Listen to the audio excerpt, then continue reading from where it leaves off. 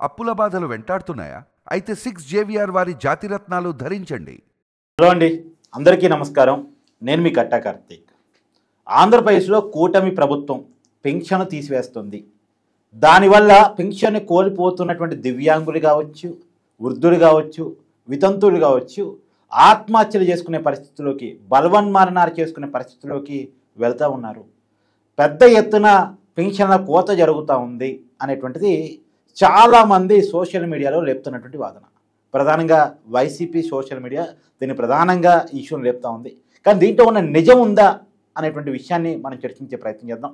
నాతో ఉన్నారు ప్రముఖ సామాజిక రాజకీయ విశ్లేషకులు డివి శ్రీనివాస్ గారు. సార్ నమస్కారం. నమస్తే. సార్, ఆంధ్రప్రదేశ్లో పెన్షన్ల రగడ కొనసాగుతూ ఉంది.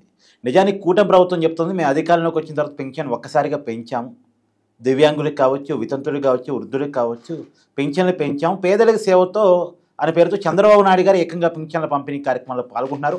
1వ తారీఖు కరెక్ట్గా పెన్షన్ ఇస్తున్నారు. ఇది ఒక భాగం. కానీ ఇంకొక పక్కన పెన్షన్ల కోత జరుగుతూ ఉంది. చాలా పెద్ద ఎత్తున పెన్షన్లని కోసేస్తున్నారు అనేటువంటిది ఇంకొక వాదన. ఎలా చూడాలి? ఇప్పుడు పెన్షన్ల కోత అనేది అర్హుల పెన్షన్లు కోతపడ్డాయా, అనర్హులవి కోతపడ్డాయా? ఇది ముఖ్యమైన అంశం. అనర్హులకి పెన్షన్లు తీసేస్తే రోడ్డు ఎక్కితే, ఇప్పుడు జగన్మోహన్ రెడ్డి 5 ఏళ్లలో మొత్తం ఈ పింఛన్లన్నీ కూడా దుర్వినియోగం అయ్యాయని వైసీపీ కార్యకర్తలు, అర్హులు కాని వాళ్ళు కూడా ఇవాళ పింఛన్లు డ్రా చేస్తున్నారని, పింఛన్లు పెరిగాయి. ఒక్కొక్క దివ్యాంగ పింఛన్ ఎంత ఏడాదికి? మరి దగ్గర మరి 72,000. సంవత్సరానికి ప్రభుత్వ సహాయం 72,000 ఒక కుటుంబానికి ఒకళ్ళకి వస్తుందంటే అది సద్వినియోగం అవ్వాలి. అంటే పర్ మంత్ 6,000, నెలకి 6,000 అంటే ఏడాదికి 72,000 అనమాట. చాలా పెద్ద మొత్తం. ఇప్పుడు లేకపోతే వృద్ధాప్య పింఛను, వితంతువుల పింఛను మరి 48,000. అవును.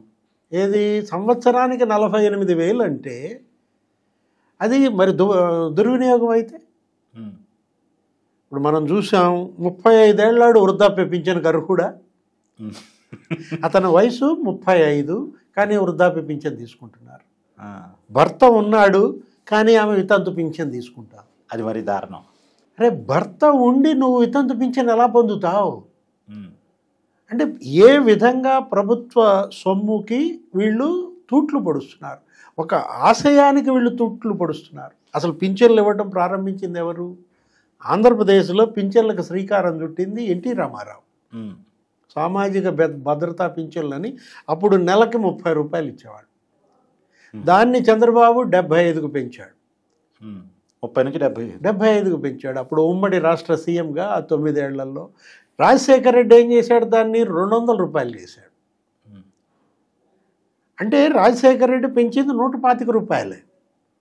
ఆ తర్వాత మళ్ళీ చంద్రబాబు సీఎం అయిన తర్వాత, ఏది ఈ రాష్ట్ర విభజన తర్వాత, నీకు 200 రూపాయల పెన్షన్ 2,000 అయింది. 200 రూపాయల పెన్షన్ 1,000 రూపాయలు చేశాడు. 1,000 రూపాయల పెన్షన్ 2,000 కూడా చేశాడు ఆ 5 ఏళ్లలో. అంటే హ్యూజ్ ఇంక్రీజ్ అనమాట. ఎక్కడ 200, ఎక్కడ 2,000, 10 రెట్లు పెరిగింది కదా సార్. జగన్మోహన్ రెడ్డి ఏం చేశాడు? ఇంకో 1,000 పెంచుతా అన్నాడు. ఆయన 5 ఏళ్లలో 1,000 పెంచకుండా ఏం చేశాడు? సంవత్సరానికి 250 అంటూ పెంచుకుంటూ వెళ్ళాడు. మరి మొన్న చంద్రబాబు ముఖ్యమంత్రి అయిన తర్వాత వృద్ధాప్య పింఛన్ 4,000 అయిపోయింది. అవును. అసలు పింఛన్ ఆయనే ఇంటికి వచ్చి ఇస్తున్నాడు. ముఖ్యమంత్రే పేదవాడి ఇంటికి వచ్చి పింఛన్ ఇవ్వడము, ఆ ఇంటి పరిస్థితి చూడటం, వాళ్ళ తలరాతలు మార్చడం. ఉద్యోగం లేదంటే కొడుకు ఉద్యోగం వేపిస్తున్నారు, లేకపోతే ఏదైనా కొట్టు పెట్టుకుంటానంటే దుకాణం పెట్టుకోవటానికి వాళ్ళకి బీసీ కార్పొరేషన్, ఎస్సీ కార్పొరేషన్ నుంచి లోన్స్ ఇప్పిస్తున్నారు.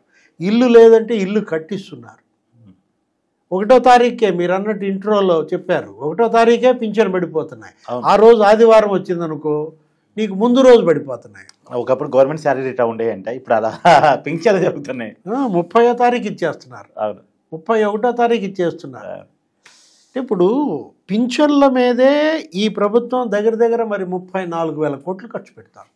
64 లక్షల మందికి పింఛన్లు ఇస్తున్నారు. ఇప్పుడు దివ్యాంగుల పెన్షన్ ఇప్పుడు వీళ్ళు గొడవ చేస్తున్న ఇది, అది మరి 8 లక్షల మంది దానివల్ల బెనిఫిట్ పొందుతారు. 8 లక్షల మందిలో 5 లక్షల పింఛన్ల పైన స్క్రీనింగ్ జరిగింది. ఏది అసలు వాళ్ళు అర్హులా కాదా అని తేలితే 1,00,000 మంది అనర్హులంట. అంటే ఇప్పుడు 40% కన్నా నీకు వికలాంగత్వం ఎక్కువ ఉంటే పింఛన్కు అర్హులు. అట్లాంటిది వీళ్ళు ఏం చేశారు, ఆ దివ్యాంగ పింఛన్ కోసం లేని సర్టిఫికెట్లు పుట్టించారు. అసలు సర్టిఫికెట్లు అమ్ముకున్నారంట. అదో పెద్ద స్కామ్. సదరం సర్టిఫికెట్స్ గోల్మాల్. జగన్మోహన్ రెడ్డి హయాంలో ఆ వైద్యులు లేకపోతే ప్రభుత్వ వైద్యులు సిబ్బంది కూడబలుక్కుని ఫోన్లు చేసి ఇప్పుడు కూడా స్క్రీనింగ్ బిగిన్ అవ్వగానే ఇప్పుడు బిగిన్ చేశారు. ఏంటి 36,000 మాకు లంచం ఇవ్వండి. పెరిగింది కదా, ఆ పెరిగింది మాకు ఇవ్వండి 1 సంవత్సరం. అంటే మీకు జగన్మోహన్ రెడ్డి ఇచ్చింది 36,000, ఇప్పుడు అది 72,000 అయింది. పెరిగింది 1 సంవత్సరం మాకు ఇస్తే మీకు 90% ఇస్తాం హ్యాండిక్యాప్డ్నెస్. అంటే ఏ విధంగా దళారులు లేకపోతే వీళ్ళందరూ కుమ్మక్కై మేసేశారు. దీనికి అడ్డుకట్టపడాలి. ఇప్పుడు అనర్హుడికి మరి రూపాయి కూడా అందకూడదు. ఈ అర్హుల్లో అన్యాయం జరగకూడదు. ఈ అర్హుల్లో కొంతమంది అంటే అనర్హులను తీసేసే క్రమంలో కొంతమంది అర్హులు కూడా పోతున్నారు అని, అది తప్పు. అందుకే ఇచ్చారు కదా మళ్ళీ దానిపైన కూడా వివరణ. ఏమీ ఆందోళన పడాల్సిన పని లేదు. ఒక్క అర్హుడికి కూడా పింఛన్ తీసేసే ప్రసక్తి లేదు. మీకు గడువు ఇచ్చారు. మీరు గనక రాలేకపోతే వాళ్ళే మీ దగ్గరికి వస్తారు, ఇంటికి వచ్చి తనిఖీ చేస్తారు, సర్టిఫికెట్ ఇస్తారు. ఇట్లా ఆందోళన పడాల్సిన అవసరం ఏంటి? ఇప్పుడు పింఛన్ల గురించి మాట్లాడే నైతిక హక్కు మోసగాళ్ళకు లేదు. రోడ్డెక్కే హక్కు మోసగాళ్ళకు అసలే లేదనమాట. ఒకవేళ అదే గనక జరిగితే అనర్హులు గనక రోడ్డెక్కి ఆందోళన చేసి ప్రభుత్వాన్ని ఇబ్బంది పెట్టాలని చూస్తే పాత పింఛను ఇచ్చిందంతా మళ్ళీ రికవరీ చేస్తారు. అది గుర్తుపెట్టుకోమని. ఏది మీరేదో ఇవాళ రాజకీయ లాభాల కోసం ఒక పార్టీ మిమ్మల్ని రోడ్డెక్కి ఇచ్చింది కదా అని చెప్పి ఎక్కారనుకో, నిజంగా మీరు అర్హులైతే మీకు న్యాయం చేయాలి. అనర్హులు కనుక అయితే ఏం జరుగుతుందో తెలుసా? కేసు పెడతారు, మిమ్మల్ని జైళ్ళకు పంపుతారు. లేదు మొత్తం మీరు మరి 5 ఏళ్లలో మీరు దోచుకున్నది రికవరీ కూడా చేయొచ్చు. ఆ పరిస్థితి తెచ్చుకోవాల్సిన అవసరం ఉందా? ప్రభుత్వంతో పెట్టుకోకూడదు. ఎవరితో అయినా పెట్టుకోవచ్చు, కానీ ప్రభుత్వంతో పెట్టుకుంటే ఏమవుద్ది? మన లొసుగులు బయటపడతాయి. లొసుగులు బయటపడితే జైళ్ళకు పోవాల్సి వస్తుంది. తస్మాత్ జాగ్రత్త అన్నమాట. కాకపోతే మీరు అన్నట్టుగా వాళ్ళు కనుక అర్హులు అనుకో, ఫైట్ చేయాలి. ఏది అధికారులు కానీ లేకపోతే తెలుగుదేశం వాళ్ళు, జనసేన వాళ్ళు, బీజేపీ వాళ్ళు మీ మీద కచ్చబట్టి మీ పింఛన్ తీసేయించారు అనుకో, మీరు అర్హులు అనుకో, ఫైట్ చేయాలి. అంటే ఇక్కడ ఒక చిన్నపాటి విమర్శ కూడా వస్తుంది సార్. కొంతమంది వైసీపీ ట్రాప్లో ఉన్న అధికారులు వాళ్ళు కావాలనే ప్రభుత్వాన్ని బదనాం చేద్దామని కొంతమంది అర్హులను తీసేస్తున్నారు, వాళ్ళ పట్ల జాగ్రత్తగా ఉండాల్సిన అవసరం ప్రభుత్వానికి ఉంది అనేటువంటి విమర్శ కూడా ఉంది. దానికి మొన్న మంత్రి కూడా ఇచ్చారు స్టేట్మెంట్. ఏంటి, అసలు ఎవ్వరి పింఛను ఆపే ప్రసక్తే లేదు, మీకు పింఛను అందుతుంది. కాకపోతే మీరు కనుక అనర్హులు కనుక అయినట్టయితే ఆ డబ్బు మళ్ళీ రికవరీ చేస్తారు. మీ అర్హత రుజువు చేసుకోవాల్సిన బాధ్యత మీదే. మీరు వెళ్ళలేకపోతే అధికారులే మీ ఇంటికి వస్తారు. కాబట్టి ఇక్కడ ఒకటి ఏది, ముఖ్యమంత్రి చంద్రబాబు ఈ విషయంలో చాలా సీరియస్గా ఉన్నారు. నిన్న మొన్న కూడా టెలికాన్ఫరెన్స్ కూడా తీసుకున్నట్టున్నారు. దుష్ప్రచారం చేస్తున్నారు. అవును, వాళ్ళ వలలో మీరు పడద్దు.